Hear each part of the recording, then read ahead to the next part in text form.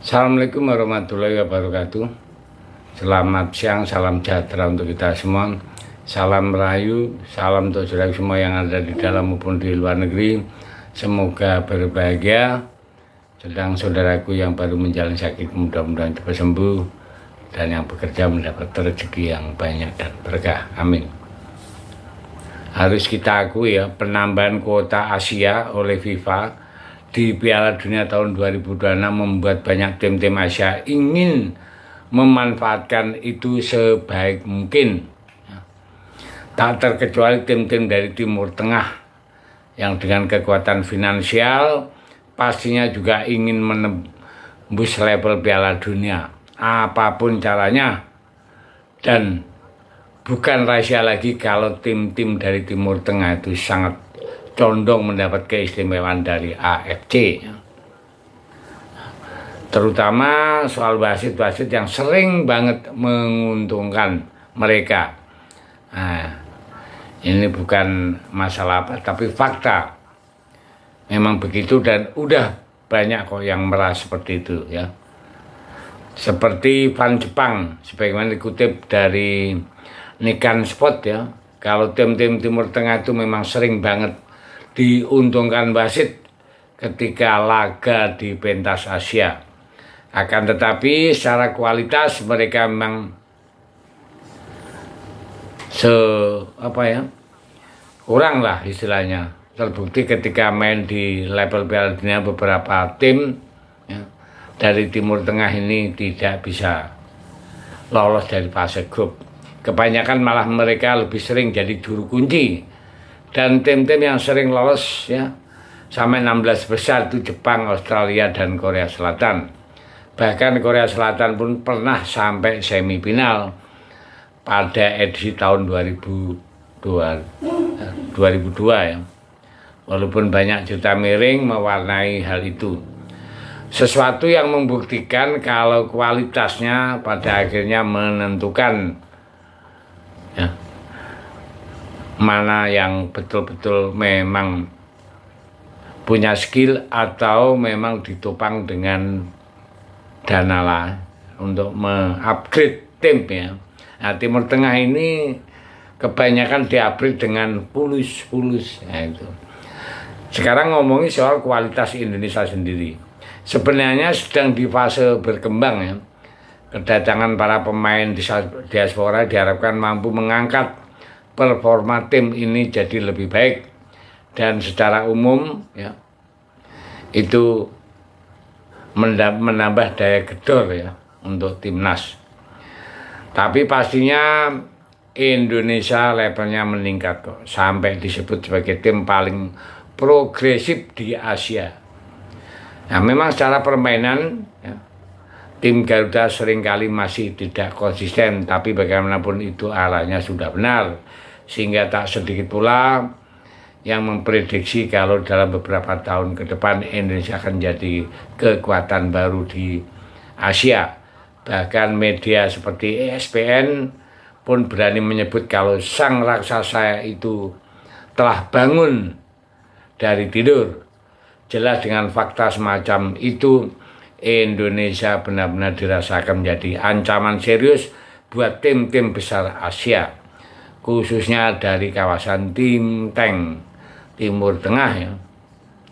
Mungkin itulah mengapa ketika Presiden AFC sampai menyebut Indonesia sebagai ancaman nyata, karena bisa saja Indonesia akan jadi batu sandungan bagi Timur Tengah setelah Jepang, Korea, Iran, atau Australia. Nah, semua tahu kalau di ronde ketiga ini Indonesia adalah negara yang paling banyak mendapat sorotan.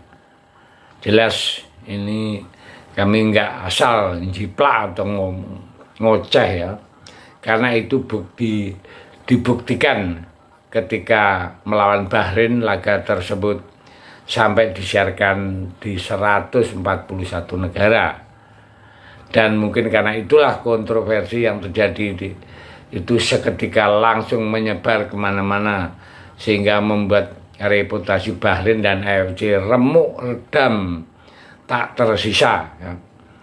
Setelah beragam kontroversi yang dibikin AFC itu ya, sekarang benar-benar AFC itu jelek di citra di mata media internasional.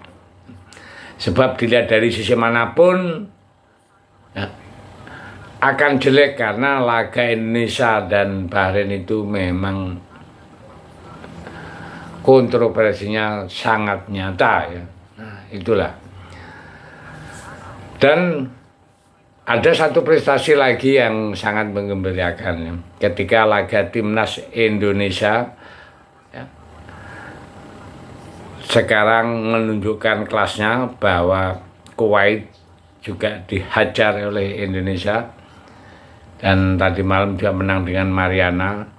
Itu artinya apa? Bahwa Indonesia sekarang betul-betul sudah menjadi tim yang sangat impresif dan itulah yang tidak diinginkan oleh Timur Tengah. Karena apa?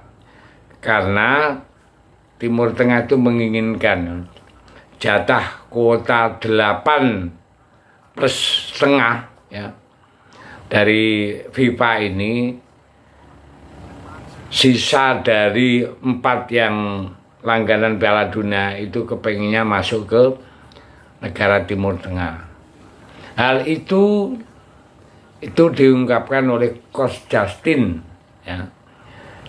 Dia mengatakan bahwa yang langganan Piala Dunia ya seperti Jepang, Korea, Australia ya, itu udah 3, mesti ada 5,5 kan. Nah itu mengarah Coach Justin menyoroti bahwa yang 5,5 itu kalau bisa di Timur Tengah semua dengan segala caranya. Nah itulah yang terjadi. Tapi karena kemarin salah cari musuh yang dikerjain Indonesia, meledak. Sekarang nama Bahrain, nama AFC di mata internasional hancur. Media-media seperti SPN, Al Jazeera, semua menghajar. Akhirnya apa? Ada beberapa hari kemarin, itu dengan mendadak kok Presiden AFC memuji Indonesia. Apa maksudnya itu? Nah, jadi bahwa dia mengatakan timnas Indonesia itu sudah mulai berkembang dengan baik.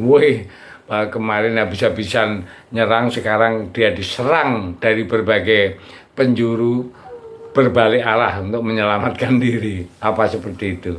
Ya oke lah, itulah sekelumit gambaran bahwa pertandingan antara Bahrain dengan Indonesia dalam arti di media massa, tanda-tanda ini Indonesia akan dimenangkan walaupun tidak merubah atau tidak merubah skor yang sudah terjadi. Intinya inilah pelajaran bagi Timur Tengah. Terima kasih. Merdeka.